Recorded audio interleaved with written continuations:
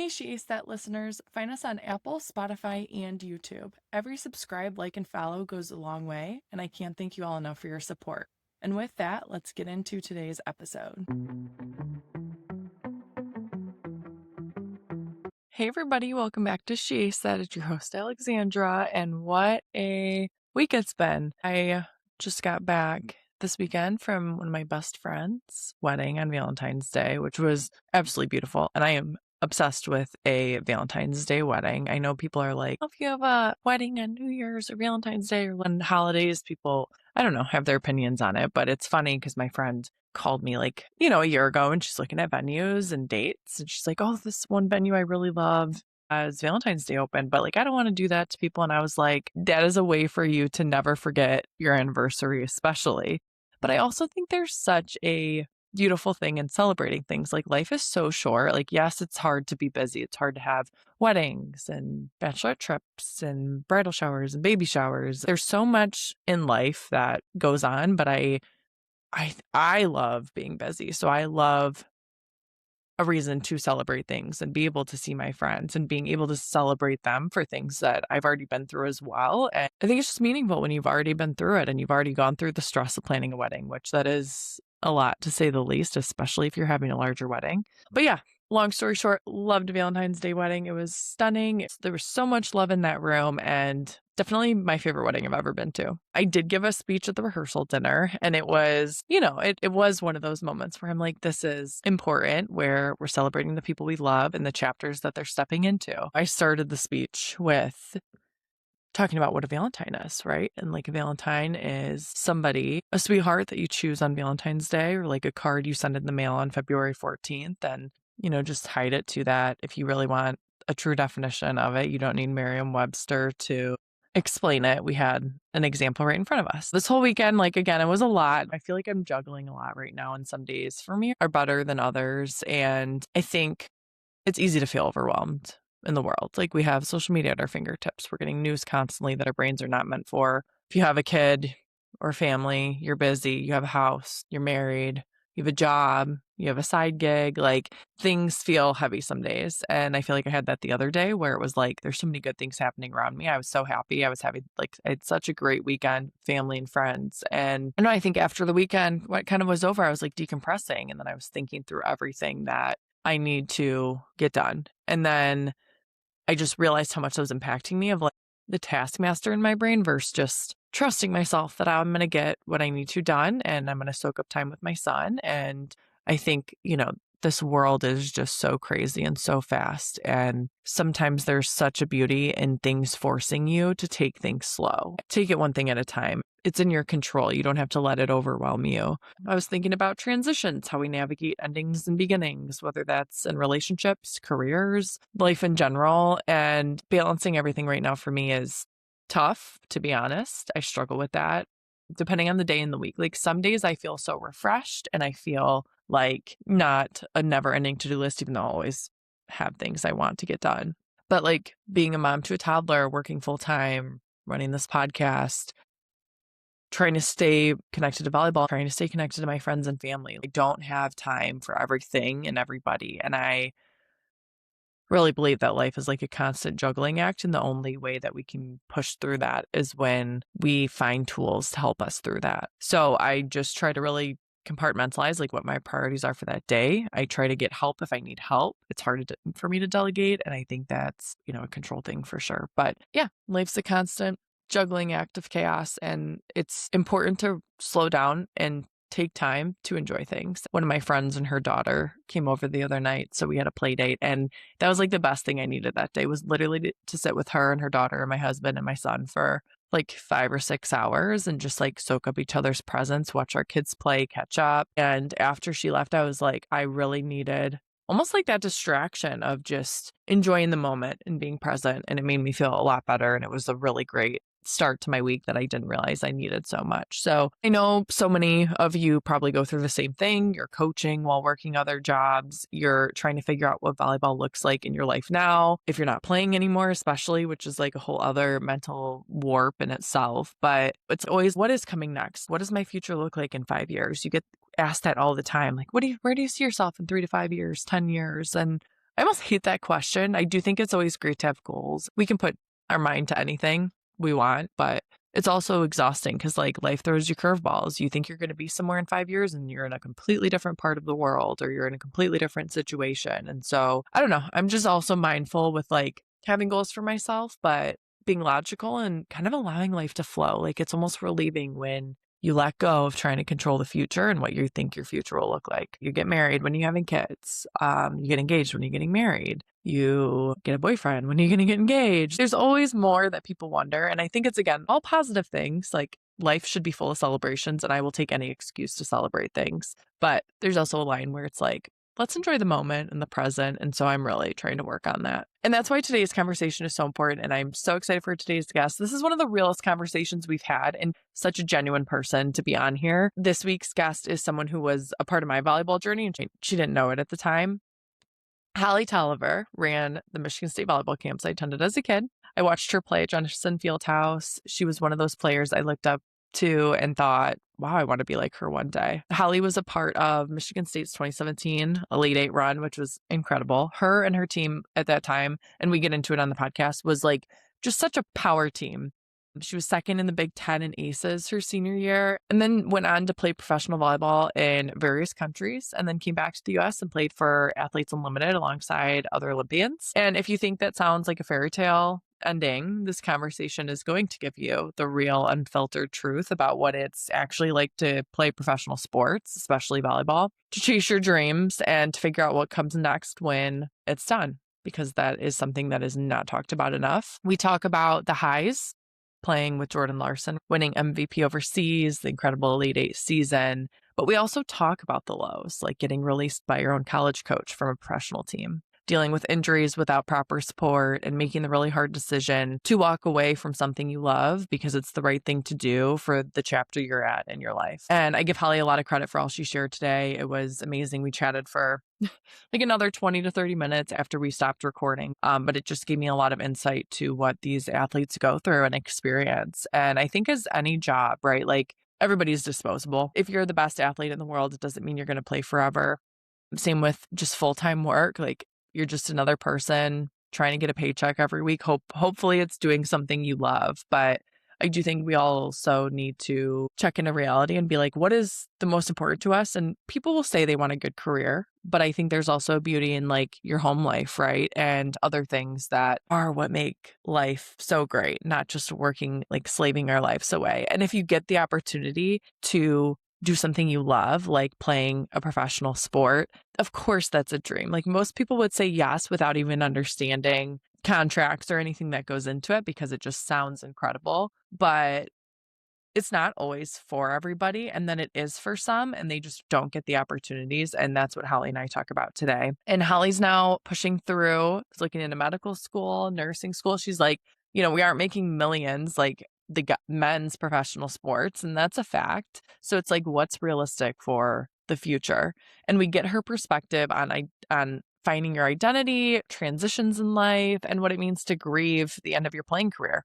And I do think it's something every athlete needs to hear, because even if you stop playing in 8th grade, 12th grade, college, professional, like you still are grieving something that's alive, like that's still alive, right? You have the opportunity to still play volleyball. It just might not be what you imagined. How do you grieve something that like you can have, but you also have to take a step back and be logical with? And I think that this messaging goes for everything in life. If you're going through a hard time with a parent, if people are disappointing, your job doesn't work out the way you want it to, friendships, right, fizzle out over time. Like, how do you navigate that grief that comes after? And it's something that, you don't really think about. Like, we think grief is when somebody passes away and you're not able to hold them anymore, touch them anymore, talk to them anymore. But there's also a grief of things that could still be right in front of you. And it's like, how do you do your best to make those the most successful interactions possible and keep that thing in your life the way that you want it to be? And it is all up to you at the end of the day. So whether you played volleyball or sports professionally in college or just in high school, this is truly one of the most honest conversations I've had on the podcast. I'm so grateful Hallie was willing to share her story with all of us. She's had an incredible journey, and everybody that she's played with and impacted, including myself, are better off to know her and to look up to her. So with that, Let's get into it. Here's my conversation with Holly. Holly, welcome to She Aced That. Thank you for having me. Thank you so much for being here. So we were talking about this a little before, but I do have to start by saying that Holly was one of the players that I got to grow up watching at Jenison Fieldhouse at Michigan State when I was going to camps over the summer and going to the games in high school. So Holly, can you take us back to when you even started playing volleyball and got into sports in general? Yeah. Yeah, absolutely. I began as a gymnast, actually. My dad's 6'8", so we knew that wasn't going to work out for me. Yeah, I started as a gymnast, and then in 5th grade, my mom was talking to my aunt, and my cousin played volleyball and said, you should get her into volleyball. I did not want to play. I thought it was too girly because in club, everyone wore bows, and I was like, I don't want to do that. Yeah. And which is funny because gymnastics is kind of, I guess, girly. I don't know. I was a 5th grader. Who cares? So I started playing volleyball and I really liked it. And I saw myself getting better from 5th to 6th grade. And I made a big stride compared to the girls who had been playing. It's like, maybe I'm actually really good at this sport. I don't know. And being left-handed, coaches kind of flock to you and they want to help you because they demonstrate right-handed. And then they're like, oh, this is how you need to do it. You get a little bit of extra time. And I kept improving. Started playing club at Crush in Niles, Michigan. Loved it. Linda Martin was my coach, and Ken Davis was also my coach, and they were phenomenal. I was there for 3 years, and then I went to Dunes for a year in Indiana, and then I went to Dead Frog, Far Out, which was the best club all the way around. That club was the best Yeah.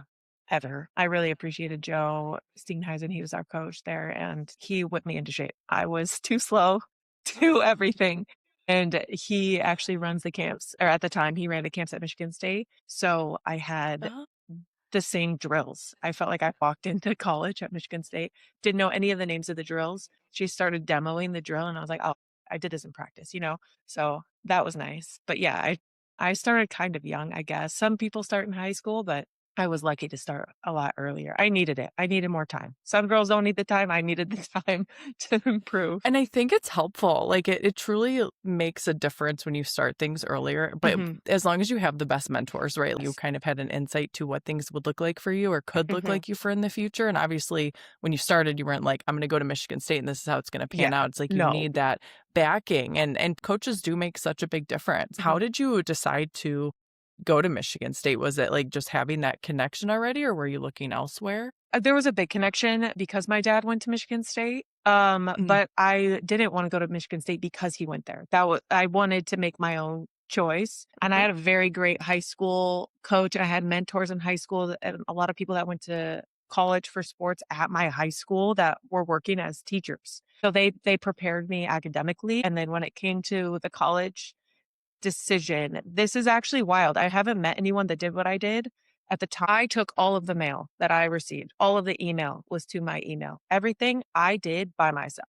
I didn't include my family. I didn't tell them I made the decision to sign to Michigan State until 2 seconds before I called Kathy George. I didn't tell them a thing because I didn't want the influence at the time. I was deciding between Purdue and Michigan State, and I really loved Purdue as well. I still love that coach. He's the best. I love Sean Dowd. But I couldn't really have them influence. My brother was also playing baseball at Purdue North Central, and I felt so like if I pick one or the other, it was just a very weird feeling for me. And I was young. I was 15 or 14 when I started getting recruited. So I felt like I needed to just make that decision for myself because I feel like I handle things better if I make the wrong choice than if I feel like someone influenced me to go there. So I knew Kathy. She knew my 8th grade volleyball coach. And so that was kind of how that happened. But I decided solely based off my visit.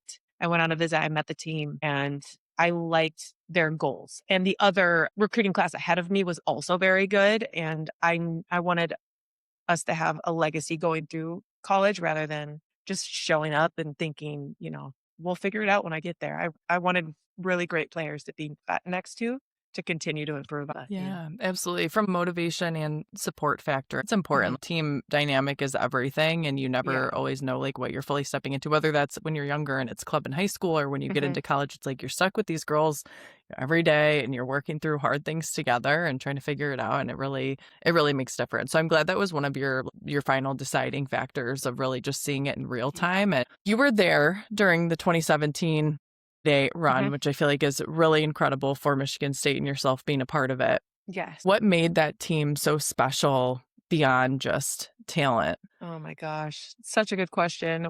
We were very, I like to say autonomous. I don't know if that's the right word, but we were old, right? There were seven of us that were seniors, had two, three fifth-year seniors. Yeah, Brooke, Autumn, and Megan. That's a lot of maturity, and we were all playing. So it's kind of easy. I don't want to say easy, but it's like you're all in the same mission. You just did 3 years of whatever we did. First year we barely made it into the tournament. Second year, it wasn't the best ending for us either. Junior year, we hosted and lost hosting. Oh my God, that was Mhm. heart wrenching, especially for our seniors at the time. No one expected that to be a loss. Arizona's a great team, but we just did not expect that to be a loss. And then my senior year, I think it was just different. Girls' work ethic changed, or I know mine did over Christmas. Like we just finished the season, lost it against Arizona, and everyone was just off, I think, and wanted to Yeah. just yeah, a lot of times there's projections for your team and your recruiting class, and our recruiting class had a high projection, so did the class ahead of us. And I think we just expected more out of ourselves, and everyone just like did their own thing. Like we did stuff together, but we weren't like happy go lucky, let's have a sleepover type team. We just were like, we were very hard on each other in practice, and Mhm. the competition, everyone had a very like aggressive mentality. And so if you did mess up, someone was going to correct you on it in practice. Mhm. And so it had a very high standard to make sure you're always doing well. Because if you did it, you'd hear from them. Even if the coach wasn't paying attention, you're getting yelled at by someone else. So it kind of turned into a very aggressive practice. I love that. But, I get it could be I a feel lot. like that is yeah, and I feel like that's helpful for me. That's what makes elite teams elite, right? You're Yeah. doing more than probably others. You're holding each other accountable to a different standard. You're Hmm. expecting the most out of yourself. We naturally do that as athletes, but Yes. that is what makes the great teams stand out the There's a most, lot of and it trial and is needed. error. Yes, there's a lot of trial and error with that. We did try this all the time, and it would, like, cause spats or people would be upset for, like, a little bit, and we get over it, move on to the next thing, but Yeah. there's a lot of trial and error with that. It doesn't happen overnight. You have those goals for yourself, and then you have to try. You don't know what's gonna work well with your teammate because every teammate is different, so you just don't wanna upset anyone and, like, ruin their day, and it's just like, "Oh, that's just how I talk to people." It's like, "Okay, well, fix it." You can't Yeah, say I that. know. Since you brought up the Arizona game, do you remember any tangible things that just happened differently for you guys to not, go through with expecting the win and everything? Or Oh my god. From my brain, okay? Everyone's, Mhm. I'm sure, imagines it different. This game, my whole junior year, I was a defensive specialist for Wow. Chloe Yeah. Reineck. So I just would serve and play defense. And so Mhm. I'm just seeing it all happen. When you're a DS, you don't get to really participate in like earning points. The only thing I could do was serve. So from my Which you were an recollection, incredible server, oh, which we'll get into, but thanks. But it's so you're so far from the net, like it's I still, you're know. still not like super involved. I just remember us beating the crap out of them the first two sets. I don't even know what the score was, but we were in control. We were fine. And I don't want to blame Kathy for this, but she's a very excitable person. And Mhm. I remember between the second and third set, she said, when we go to the Sweet 16, this is where we'll be going. She said that this team just want, and she's just you just Yeah. one track mind. And it's not I won't say that's her fault Mhm. because it didn't impact me. I just remember that. And I was like, Mhm. okay, let's stay on track. Like it's fine. Again, not blaming her. It's just, I do recall this happening on the sidelines by our bench. And you're like, "We gotta get through this first." Yeah, and I guarantee you 99% of the girls were thinking the same thing. But Yeah. then to lose in 5, that's the only thing I remember. And I'm like, fuck, I don't know. Shoot. I don't know if that's No, like you're okay. the best thing. And then something similar happened our senior year at Michigan with something else. And I'm just like, maybe, maybe that we weren't ready for that. Maybe we weren't ready to just start like, you're never supposed to do that. It's like a huge no-no. But, I I know. do remember that. I don't, I don't think our girls fell apart in the way that like it probably is perceived. Like when you watch a game, you're like, what's going on? Mhm. Our girls, we had 4 seniors playing, like they were mental from what I can remember. Like, they were fine, and Yeah. then just things Arizona played well too. Like, Kalei Mao, she was at Minnesota, transferred to Arizona. She just Mhm. went off the last 3 so you can't blame something random. Like, we needed to also do our job, but that's all I can Yeah. remember. And their setter, short but unreal. Like, like, I think she was like Yep. the Rock's niece or something. That was like the fun fact of the week that week. And I was like, this girl is unbelievable. I think she blocked Chloe or Autumn, like one of our outsides, Brooke, maybe, who knows? She just got it. And I was like, this girl is like 5'3". What is happening? Like, we don't, it was just like unreal things happening. And it started off so good. And then just things just happen. It's like, okay, I guess it wasn't meant to be, but it just sucked because it was so much more emotional because we were hosting for the first time in God knows how long. I don't remember the statistic, but it had been such a long Yeah. time since we hosted, and people were so excited for us, and it was just a very big I letdown. know. Yeah. No, I know, and I don't blame you for feeling that way. Any team I've been on, we're looking towards the next thing, even though we should be focusing on what's going on right now. There was always like a negative, something like Yeah, you losing or never whatever know. it is Yeah. after.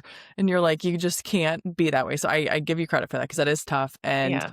I do think it's so hard to get through something like that. And I Yeah. honestly think it's also valid for all of you after that to just be like, all right, we're all kind of gonna like go into our own little shells and Yeah. it's hard to get back from that. And I bet you like even the best of the best mindset coaches or mental performance coaches we have nowadays, it's like they can help you work through it, but at the same time it's a loss and you're literally grieving something that you were hoping and expecting, and like Yeah. nobody besides yourself can really get yourself through that. And I do think that's okay, you Yes. know. 100%. That's exactly right. It was a very very interesting time, and I feel so bad for the seniors because I cannot personally imagine that being my last game. I Yeah. can't. And so a lot of them, moved on with their life and didn't continue playing, and I'm just like, I can't imagine. And so I do block that game out. I don't like to think about And that's the it. stuff that I want to talk about on here. These things are real. These things impact people, and then they impact them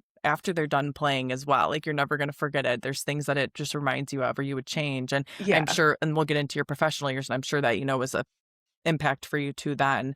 Mm. But no, I give you credit and I give you a lot of compassion towards that. And it straight up just sucks. Like there's nothing Yes. else besides just saying this freaking sucks. Yes. And that's all you can, Yeah. say, so from the serving perspective, you were Mhm. second in the Big Ten in aces your senior year. Obviously, serving is like a niche in itself. But Mm. what did you have a specific like serving routine or mentality because it is such a mental game? Like how did you, always fall back to being so consistent? Yeah, there's a lot of hours I spent in the gym upstairs above in Jenison by the gymnastics spot. Mhm. I have hours and hours of video I spent alone serving over and over and over again. It's not on purpose, but I wore number 18 and it was 18 steps back from the line. So I would heel toe all the way Mm. back because every gym is different and you never know. Like Minnesota was kind of short, Rutgers was kind of short. Penn State light had a square of lights right above the end line. That's super fun. Blind. You can't see anything. It's just like every gym is different. So I've found that if I could have everything else consistent while the location changed, that I was okay. But I spent a lot of hours practicing. I had seen Texas versus Penn State when I was in middle school, and Destiny Hooker chucked this ball up 100 feet in the air. And I was like, I want to do that. So I went into middle school practice and started jump surfing. You can imagine how bad it was. And I really liked it and I kept improving. And I had, again, I wish I could have like an entire list of the coaches that I had and their accolades all the way down. Mm. My I high know. school coach was a Hall of Famer. He's unbelievable. And he just like let me be me. And made me hit hard. He taught me how to hit hard. Like, why aren't you hitting hard? He was on me all the time.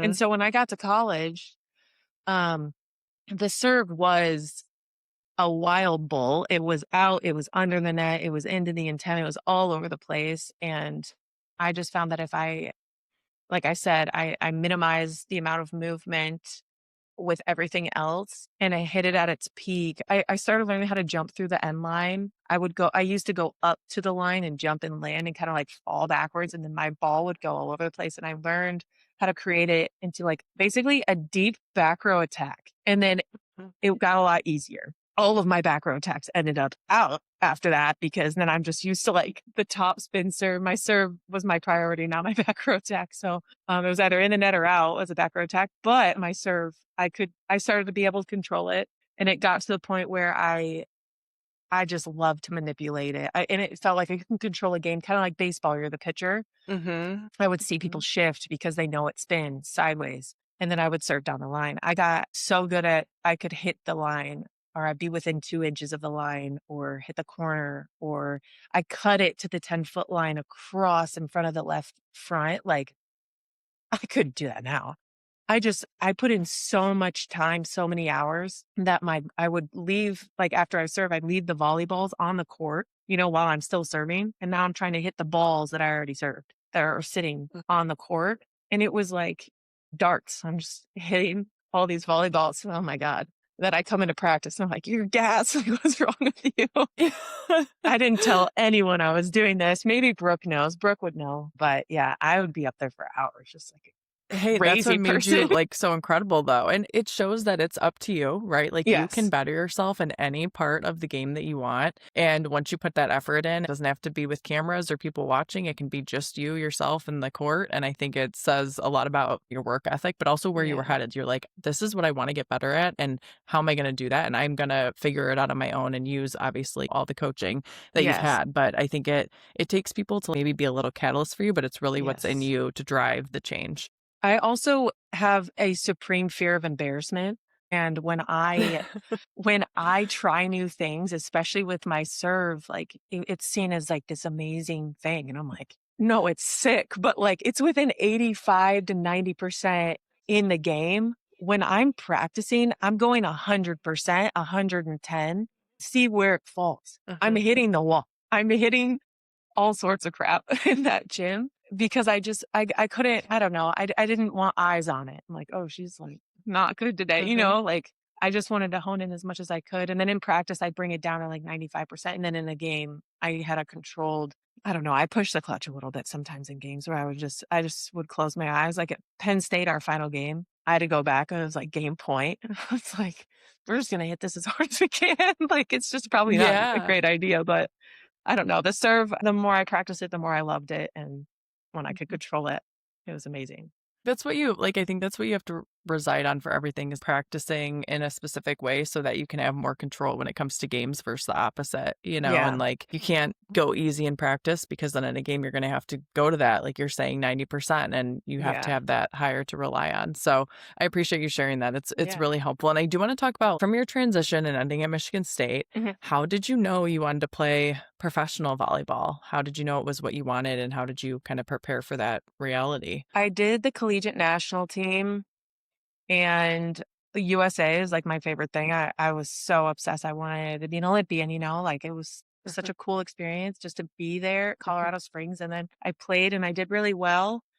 And met all the other girls from college right before we went into our senior year. And that's kind of when I started learning about professional volleyball. I was playing at that, I don't know, I think we were in Minneapolis or something for the collegiate regional thing. And the coaches were like, "Oh, you had a really good tournament, pro." And I had no idea about it. I didn't even know it was a thing. I didn't have a plan after college anyway. So I loved, and I still had a lot more to give. So I um, talked to my coaches about it. They had Kathy had asked, and I was interested in going pro. And honestly, I can't remember the perfect sequence of events, but it was something like you at the time we couldn't communicate. I don't know the rules now, but we couldn't communicate with anyone at the professional level until I don't know, until like you're done, I think. Like completely finish with your college career. You couldn't talk to agents or whatever. And she knew of an agent and they had an opportunity. And I found out the day of the game against Penn State that I was going pro in the final game, right before the final game. So that was loopy because I didn't even Mhm. grieve the end of my career because I found out 4 hours prior, You're gonna keep playing." So like everyone's emotional and I was like, all right, well, I have a flight. It was just a very Yeah. weird, ending, kind of like a whiplash. Like, oh, today could be our last day. You don't know. And you're in the tournament. And then it was. And then everyone was like together. And I was like, oh, well, shoot. Oh my It was a gosh. weird, it was weird. But it's just Yeah. kind of how it was done at the time because they had to do it fast as the season's already starting when you go. Mhm. You're going midway in January. So yeah, that was weird. How did they navigate the options for you? Were you able to kind of decide where you wanted to go for that? Or was it kind of like, hey, you're going to possibly get this offer, have to go to XYZ country? Like, how does that even Yeah, work? there's a lot of pro rules. So some teams, like even if you wanted, like Italy was a very good place to be, one of the best leagues in the world, and so like that was my dream initially. They're like, well, there's rules. They only take 2 Americans if it's A2, and they take 1 American if it's A1, and then if you have to wait till someone gets injured, and then they could take you. If someone's not injured, or like if they don't leave the team, like there's certain rules for the team to be able to pick you. And Peru specifically is not a super well-known league, but they do play in the South American Championship, which I get to play in. It's very Uh-huh. cool. It is available because they can take as many Americans as they want. I think they can have 2 on a team, or I don't know. I Why get is confused. that? Why is there even a rule of how many you can take I think from it's that perspective? Yeah, for the most part, like when they don't do this, like in Germany, your entire court will be just Americans. Or I see. yeah, Okay. so I think it's more of like a country pride building to their own Olympic teams, or whatever they want to like keep the volleyball going. I don't know the exact. This is just me like guessing, but Yeah. Yeah. yeah, in Peru, they were a little bit more lax with rules when it came to that. Like you could, like they still had to follow FIVB rules, but they didn't. Hmm. Their league specifically was more chill with like taking Americans. So sometimes they would just keep their Peruvians, and then Christmas they knew that we would all be done, and then they would sign people in January.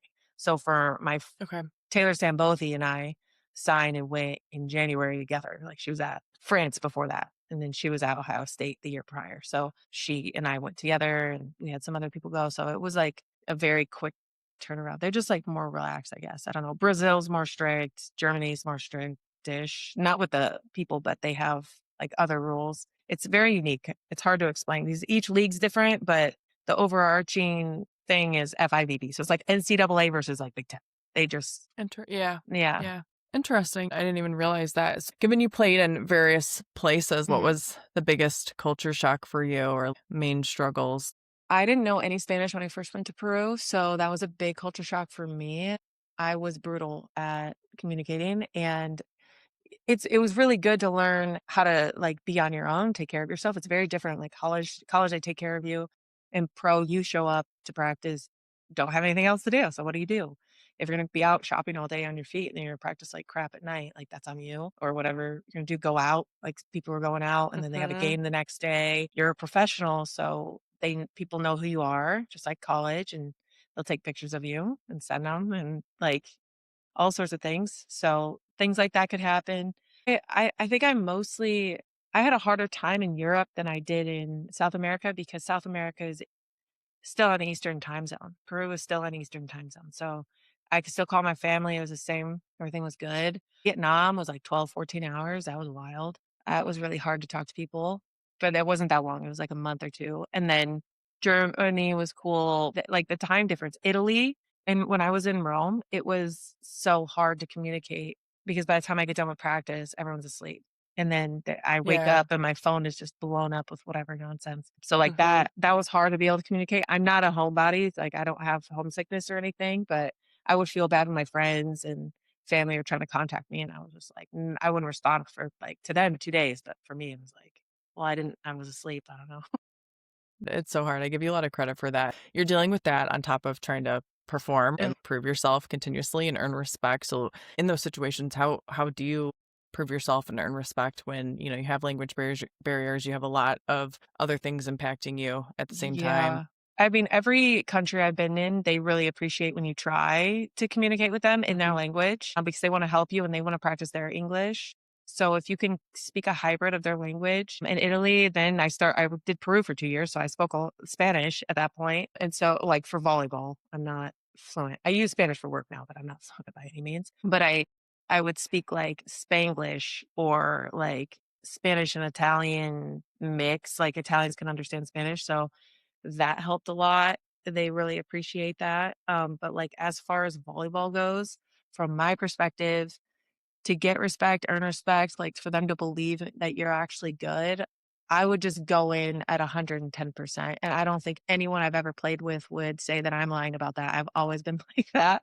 Yeah. In college, I go in at 110%. Like I would overdo it. If I'm gonna get blocked, they're gonna block me hard. Like I'm gonna hit the crap on the ball as many times as I can. And that's just kind of what I would do. I'd go to the team and just like easy warm up, and then as soon as we do hitting lines, I'm just gonna like rip a ball, and they're like, okay, she can hit the shot Mhm. ball. Like it's just what I'm known for. So I'm known Mhm. for hitting hard, and I'm known for serving. So I would just do what I do best, and then people just let you kind of like that they know that's what they're going to get out of you, and that's what they need. I don't know.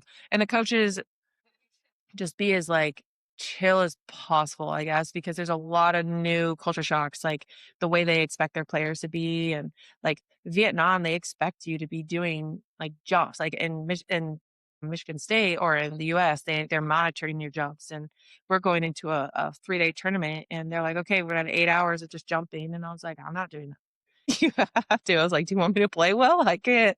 I don't know. We don't train like that, and they would just want you to do 100 approaches at the net, jump, practice. And I was like, yeah, no, that's crazy. So you just gotta like, Yeah. you gotta know where your boundaries are, but like the right way. Don't just go, I'm not doing that, like sassy, rude, like nothing like that. But just, and you have a translator sometimes in Asia, I had a translator. So I'd have to communicate with her and she would help me. But I think that I those feel are like like it's the hard hardest. navigating.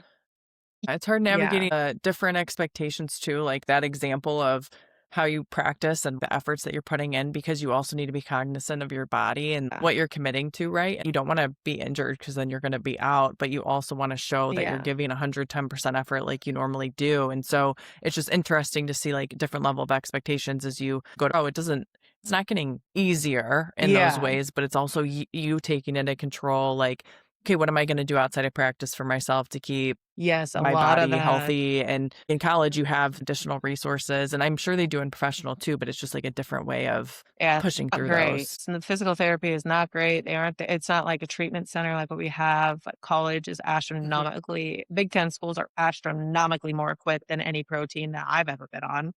And so I bought my own Normatex. I bought my own stuff, and like, Mhm. that's a lot of work, and towards the end of my career, I was spending more time doing physical therapy than I was on the court, and it's just it gets to that point. You're just like, "Okay, well, this Yeah. is a lot." But you could still get out there. It's just every minute off we're doing physical therapy or you're just, like, resting to try to heal your body because it takes a toll a lot more as you age than when you're younger. But, yeah, I think that was probably one of the biggest culture shocks was physical therapy because I had a lot of injuries in college and may not have Mhm. looked like it, but my senior year, I was nursing 3 or 4 different things. It hurt every single day I had an issue. So going overseas and just being like, good luck. Holy crap, this is a Well, that's problem. what I was gonna ask. Did they mentally prepare you at all for all the changes that you're going through from a training and culture standpoint, or where there's no really preparation? Not really. I just remember knowing nothing. Like, we were driving to the airport, I didn't even know what language they spoke in Peru. Like, I was the most naive human being that's ever lived. I was such an idiot. I was just like, "Oh, yeah, I'm gonna bring 30 suitcases, stay here and do all the things," and then I got there and I was like, "Nope, this is not it at all." Our physical therapy is just so nice, but, like, I, pulled my quad muscle, and she just put icy hot on her hands and patted my legs, and I was like, "Alright, that's that. That's what I we're will say, doing." I mean, it's a dream, right, to play professional, get paid for being in a sport, but from the outside, you don't see all those hardships. And again, it can Yeah. be so great and it's so worth it, but you are sacrificing other things for it, first of all, and then second of all, you're putting a lot more mental and physical effort towards this next chapter. So I give you a Yeah. lot of credit for that and all the Overseas for professional sure. athletes out there. Like Love Yeah. B and um MLV, I guess like now that the PVF Yeah. or whatever likes together, they were much better about it. Yeah. Like though Yeah. because the girls play pro and they're like, we need physical Mhm. therapy. So they know they're much better about it. But yeah, overseas I would for sure prep for nothing. It's interesting too because for AU, which I want to ask you about as well, but yeah, Hmm. like all the leagues that you were just stating, a lot of these athletes are coming from either the USA Olympic team, right, Yeah. or colleges. So they kind of already know the expected or previous setup for all these Hmm. athletes to hopefully make it a little bit easier for them. On the athletes and unlimited side, so how did that even come about for you to play there, and what was your perspective Oh my on that? gosh. That's a good question. I don't remember right off the top of my head what like who reached out to me. Were you in the inaugural season? Yes, I was there for the first season. It was right after the turn of COVID-ish, Mhm. like, as much as Yeah. it could be. We played in mask. Who the heck reached out? I don't even remember. Hey, someone reached out to me, or I sent Mhm. in video. I think I heard about it being, like, the first pro season in the US. I started doing my Mhm. classes for nursing school, like, my prereqs, and I was trying to decide if I was gonna do this or not, and then I reached out. I believe I sent in film when I don't remember what I saw, it might have been Instagram or something, like, there's an inaugural season, or I heard someone else had already signed, and I was like, "I wanna do it." So I sent in Mhm. film, they got back to me, and I didn't know what position I was playing. I don't know. And yeah, I was like, I'll do whatever you want. I just wanted to play and been a while and COVID, like as I was in Italy before that, and then COVID hit, and then all of that year was just, nothing. And so then I was very excited to just get back to playing. But yeah, that league was very fun. That was cool. They did it in a different way. They were like Mhm. kind of like how the Savannah Bananas are like Mhm. baseball. I feel like AU was kind of like that with the point system and drafting. It was super fun.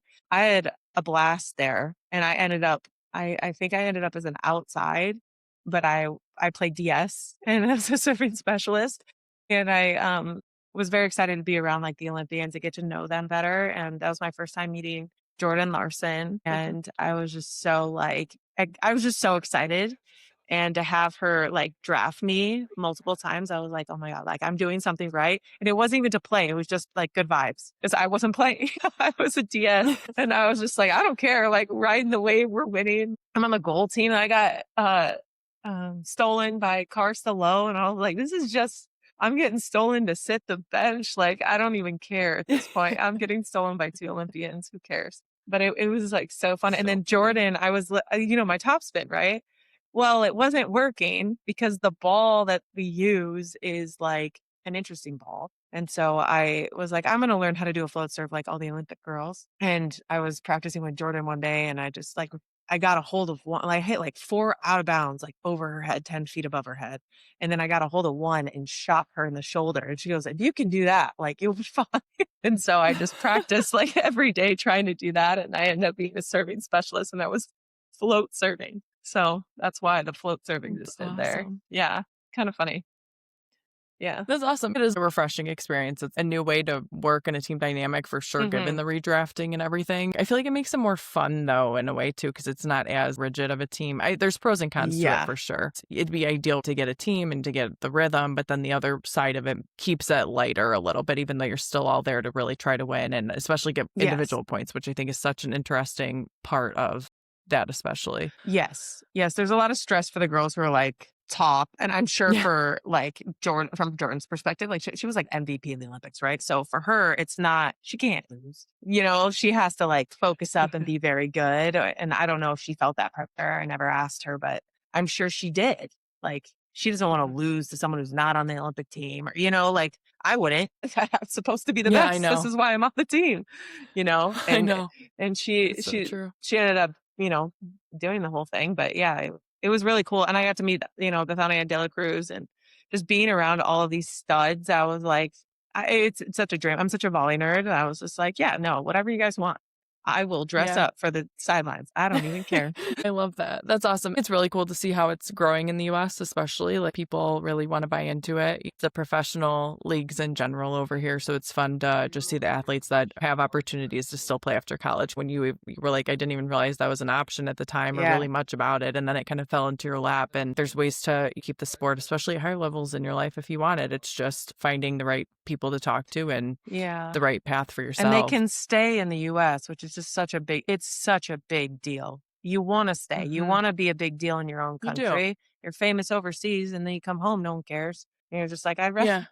I don't know, I'd rather be home and be around everyone and grow the sport here, you know? It's Yeah. much more fun Yeah. here. And Mhm. volleyball is so big here. That's why I was It's like, huge, "What? yeah. Why now? Why is it just now that we're getting all of these professional leagues?" It just is shocking to me that that wasn't really a thing before. So, Yeah, that's actually really sad why it took so long, but mhm. they're doing a great job of just building it out. I don't really understand the reason for having multiple leagues. Like, why can't we just pour everything into one?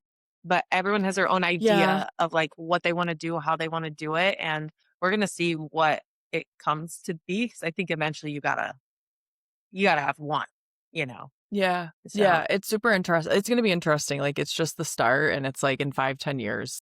I'm just intrigued to see where mhm, everything's at. And I do know, like, I think LOVB's been, I don't know, at least for in Michigan, like, there's a couple clubs I think that they bought or something. So mhm, now it's like making its way down to the younger levels, which there's pros yeah, and cons to that too. I think it's cool to be already a part of an organization that has, a professional tie to a mhm. point. We never had that before, but it's just gonna be interesting to see like, how all of that pans out, for sure. Yeah, like Love is doing it differently than PBF was versus like MLD. I don't even Yeah. know. I haven't even been involved with that, but it's Mhm. all different. So we'll see like what it ends up happening.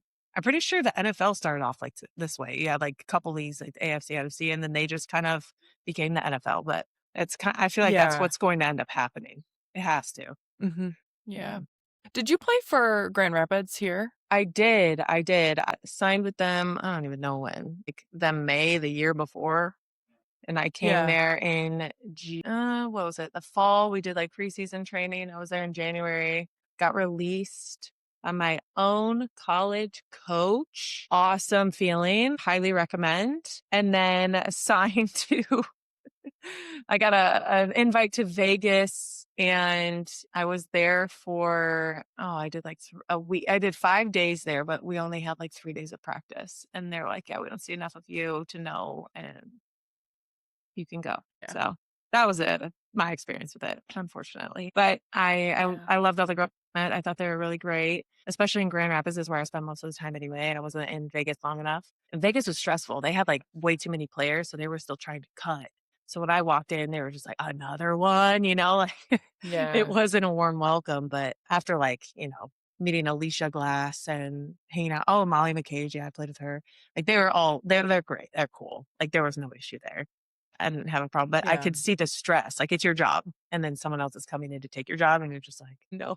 No, it's hard. That's what came to mind though, because I was like, even though from the outside it's all glory and great, but from the inside it's like it is still a job. Like everybody's disposable. That's the unfortunate side of professional sports is because there's so much passion and heart towards it. Like, Yeah, yeah, you want to be like having a good career and making money and doing something you love to do, but it's just interesting to me, like, given that dynamic, it also brings a whole other layer of like disappointment. And I don't know, it's tough. Like, I just give you a yeah, lot of credit because it's not fun to feel like you have to prove yourself in a normal day-to-day job as is. And then you're an yeah, athlete and performing, and our mental models are like such a different yeah, no way of like normal day-to-day job. So yeah, truly no one it's was safe hard. in that Yeah. scenario. People were shocked, specifically because of my situation.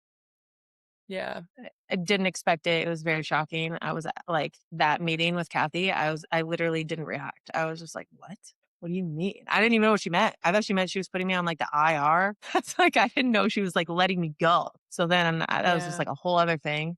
And then the flight was out that day. Like, I had, like, a couple hours to pack and get out, and I was just like, "Holy shit, this is nuts." Like, I don't even Yeah. know. I got released from my Germany team because I had a back injury, and they were worried that I wouldn't be able I had a herniated disc from college, and they made me do this thing that I Ugh. told them, like, "This is gonna hurt my back and it'll flare up," and then they made me do it anyway. My back flared up, and then they're like, "Well, you're an injury prone," and then they let me go.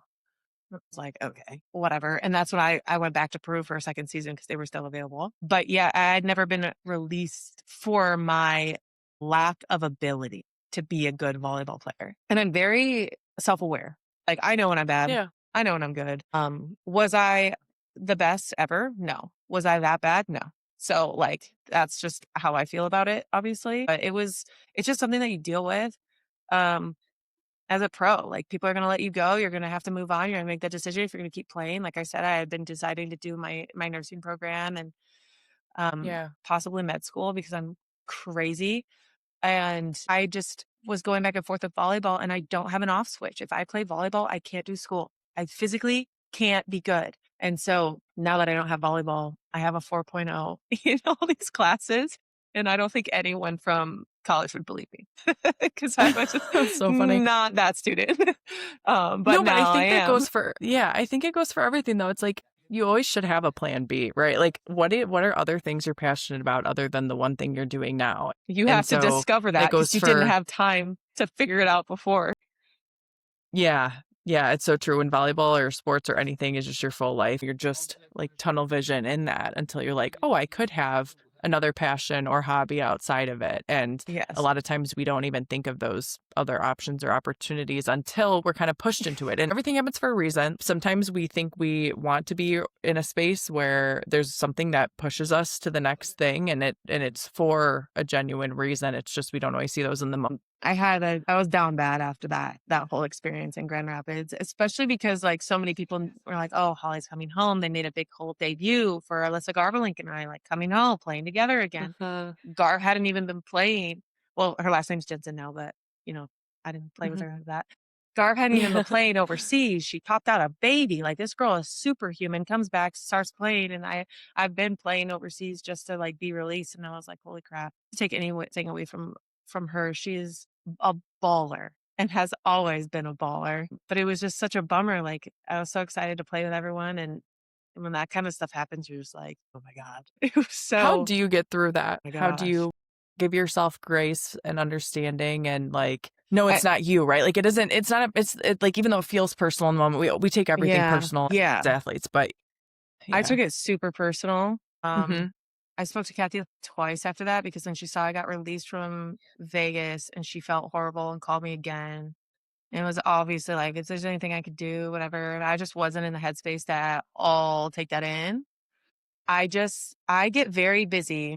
I'm like, it's my life. Like volleyball is my life. It was my everything. I was very, very down bad. Like I was watching, I was so involved with their league. I was watching every game, every team. I was messaging every coach and I got their number. I had all I wanted to do was like throw it back in her face, like get on another team I know. and have 30 points in a game. Like that's all I wanted for the whole season ended. And then I never got picked up again that season. Um, and then I started taking classes and I was like, I did really well. And it's because I wasn't doing both. And I was like, okay, we make a responsible decision. We live in California. It's expensive. Get a job, Uh-huh. Uh-huh. be an adult, Uh-huh. or continue this like drive to prove that I was good at a time that she probably wouldn't even notice if I was, like it's just like I know. there's no point in having that drive to kind of do that if you got to make it for you, not to prove other people wrong. So I just got busy. I created a web design company. I did that. That was really fun. I didn't like how subjective it was and I really like science. So then I just went back to school and continue doing my prereqs and I actually just applied February 1st to my program and Yay. should be in. I'll know the 1st of March. I'm not Aw. I'm not stressed about the volleyball thing. I've been offered since then to play and do the things and Yeah, I almost pick it up every single time because I cannot separate it. I have to just say I no know. because if I say yes, I'll never graduate again. It's hard once you get to be at those levels. And obviously, I don't know for sure, but like just from what I know, I think it's hard to decide when you're done. Like, even let's say you were still playing, right? And like you weren't Mhm. pushed out in any way, when is that decision? And it's like, you can still have the sport in your life in some Yeah. way. I'm like you, where it's you're all in or you're all out. It's hard to find a balance. And I just really commend you for accepting this chapter in your life, because it's there for a reason. And again, there are ways that you could make your way back. Like, it is up to you. But it's just, what is best for you right now, and like, where do you see yourself in the next 3 to 5 years? And Yeah, it was kind of like I got married at the end of 2024, and that was a really big wake up call too. I had spoken beforehand to Jordan Larson about like her time, because she's been playing longer than anyone ever, and yeah, she can't say no, you know? I And know. I was like, and she has everything to, she's the best of all time. And so, well, from my perspective, she is. So for her to finally retire, like that took a lot out of her, because I know damn well if she wants to, she'll play in 2028, So Yeah. Hmm. it's not that far. It's not that far away. Everyone thinks it is, but it's really not. And she could do it if she wanted to. But for her to, I know she did the announcement that she's retiring, but I don't know. It I takes don't a know. lot. Yeah, I've seen her I know. since then a few times. I'm just like, this girl, like if she has a hard time retiring and she's got everyone telling her not to, or vice versa, everyone probably telling her to retire. Like, you've lived this whole Yeah. life, do something else, but she can't. She can't let it go. She was coaching at Nebraska. She's playing, she's doing all the things, Hmm. and it's normal. I think it's completely natural when it's your entire life and you're It obsessed with is. it. And she made the biggest stage of all time. Like, why would you want to stop that? It's the most fun thing in the world. Like, yeah, getting I good know. grades is cool, but like there's nothing that will ever beat it. Nothing. If I I would know. rather be playing than doing school. I know that. But Hmm. it's not it's not a responsible decision, because there are things that I need to prioritize. It's hard if you had an injury and you're the rest of your career, but it's also hard on the flip side to make that decision on your own. So Yeah, we're not in it's the not easy. And NFL, right? We're not making millions. So we, no, we have to make these decisions. And it yeah, sucks. yeah, yep, you have to be logical. It does. It just sucks. But I Yeah. know it's hard, and I really appreciate you sharing your story about it, Yeah. because that is the thing. Like, even after just college, right? Let's say these girls don't have the ability to play Mm, professional volleyball. It's like, after you're done, no matter what level, even high school, you sit there and you're like, now what? It's not talked about enough. Every athlete yes. goes through it, just at different levels and different visibility, but it's always there for every athlete. I agree. When it comes to the love of the game, like my my husband, he played at Hawaii. He's not obsessed with the game in the way that I'm obsessed with the game. It Mhm. didn't matter what level he played at. He doesn't, so there's people who have played at every level, and if they're as obsessed with their sport as whoever played pro, whatever, it's still a Yeah. deficit when you are done. It doesn't matter if it's high school. It doesn't matter. Like, they still mourn it. They still grieve it. It's just as big of a feeling, no matter how big you played or how small you played. I believe that there are people who are obsessed with the game that never even play. They love coaching, and they're just in it, very much in it. I know a college coach that he was like, he would step in with the football team at Western, and he didn't even play volleyball. Like, he's obsessed. He's coaching in college now. He just like can't get enough of it. Like, there's no way he's letting that Mhm. go. I think it's all personal. If you are obsessed with it, and it's your difficulty to let it go. I don't think it matters how big you played, how long you played. It is a very hard grieving process. It's like someone died. It actually It is. It's is. so hard. Yes. It's like a grieving process of, it's like somebody alive that you can't reach. Like, it Yeah, still it's is there part right in of front of you and you. you don't get it. Yeah. I respect you for focusing on something else because of everything you've been through. Like, you've been through so much really high highs and really low lows in this space. It's not normal for our brains to like go through all of that either. Yeah, and there's no, like, training course. This is how you deal with it when your coach that recruited you from 8th grade just lets you go. There's no, "Oh, you No, broke your leg." There's nothing to help you. That you just have to there figure it isn't. out, and everyone deals with it differently with all of the injuries and all of Hmm. the ups and downs, and you just you just kinda like, "I guess I made it." I don't know. I know.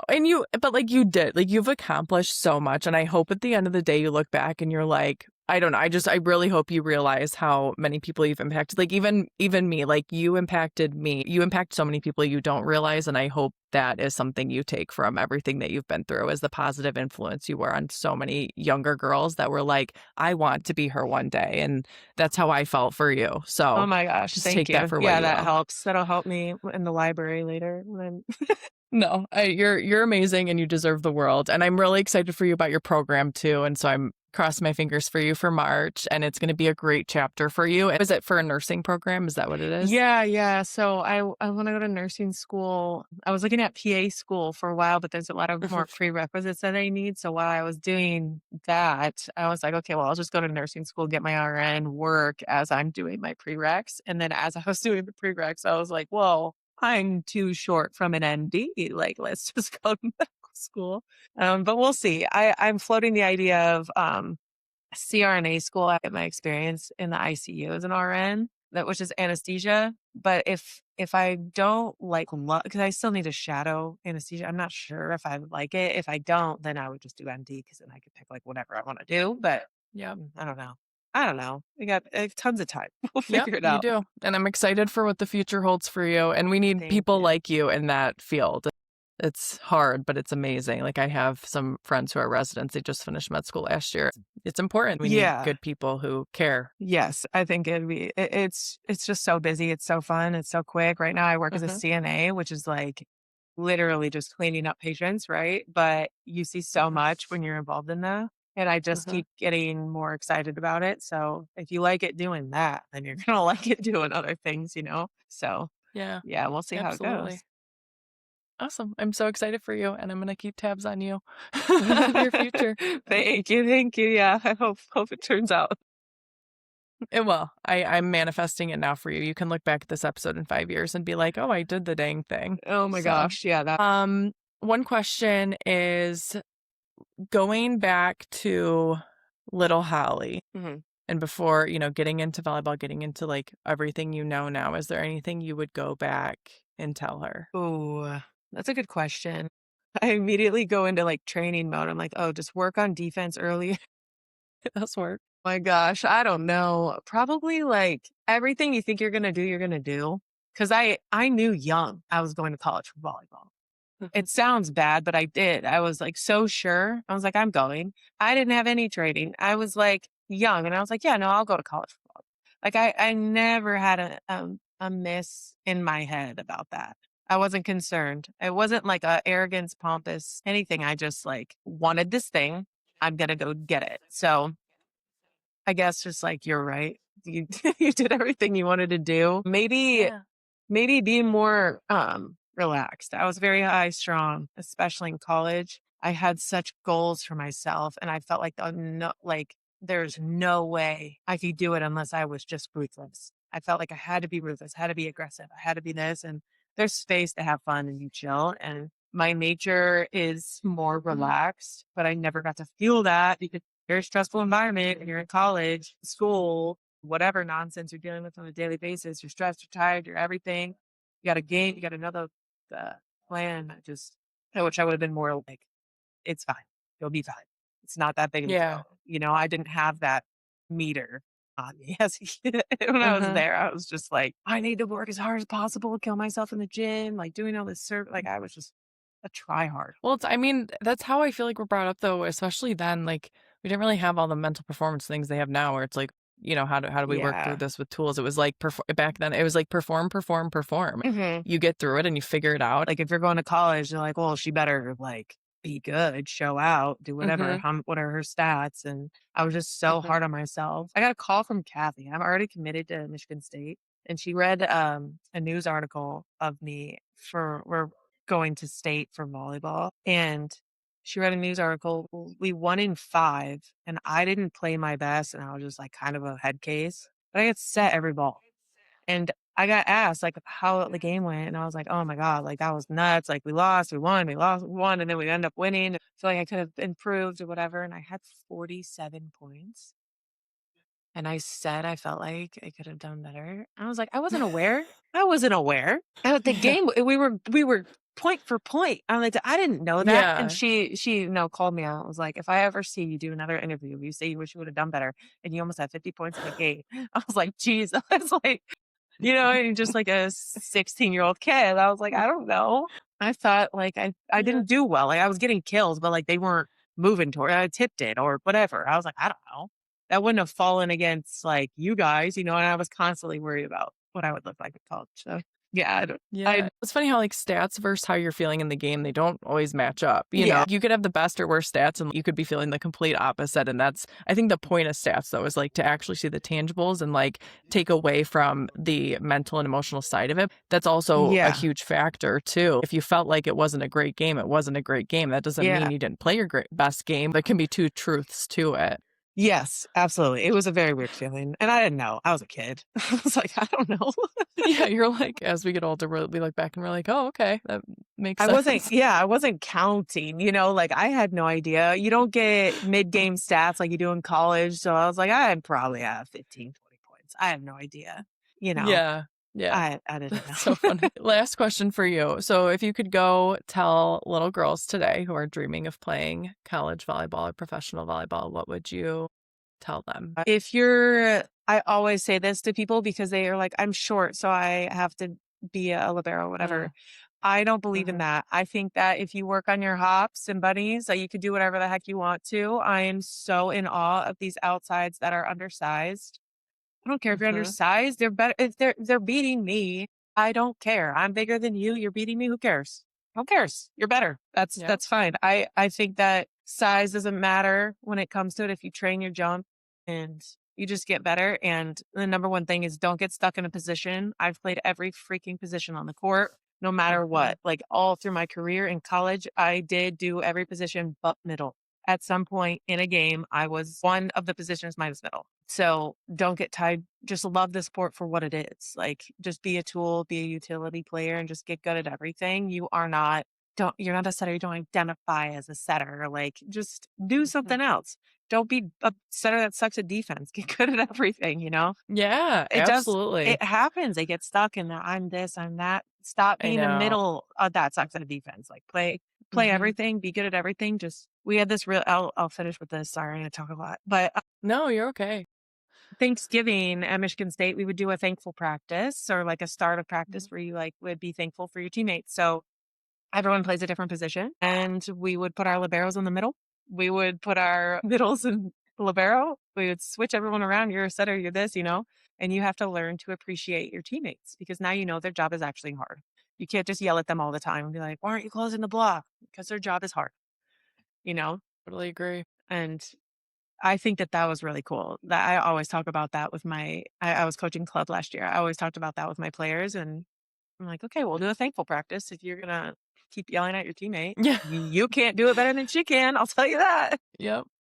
No, it's so So true. And I think they try to box athletes into one position sometimes. And yeah, I think there's this thought of like, to be the best of the best, you have to really focus on this one area. And I'm like, honestly, no, I think it's more about being an athlete versus a position and just being yeah, versatile and being able to adjust. And then you get an understanding of other positions and you actually grow your IQ in yes, general by understanding how you're impacting others and why you're putting the block here. So, like, I started setting and then I went to a middle because I ended up being like 5'10". And so they're hmm like, all right, we need you here in high school. You're the tallest girl. But I was so grateful to start as setting because then I had an understanding of how I communicate with a setter. yeah, What are they thinking about and reading? How do I give feedback? Realize how much we were working towards this connection and then yes, we got it. And it's the best feeling in the world. And if I didn't start there, I wouldn't have had that as much.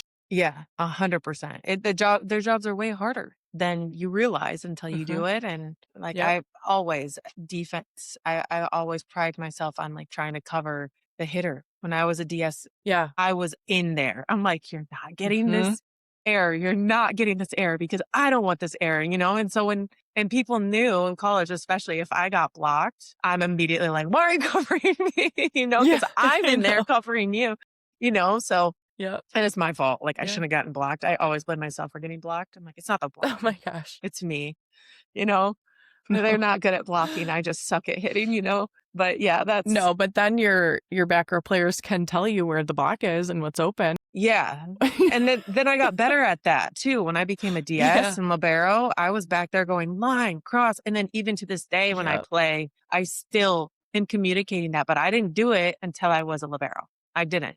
Yeah. I didn't at all. Exactly. Yeah. So crazy. That's such good advice though, and I appreciate you sharing that because it does bring a different perspective. And again, I talk to athletes all the time and they're like, "Oh, well, I want to be this in college or I want to do this." I'm like, chances are you might not end up in that position and you're going to have to pivot eventually I didn't anyway. even sign in as a position. Kathy said, "You Yeah. want to be a pin?" I was like, "Sure. Which side? Doesn't matter." Yeah. As a lefty. And I was like, "Yeah, that sounds fun." Okay. And Purdue Yeah. was like, "Oh, setter or oppo."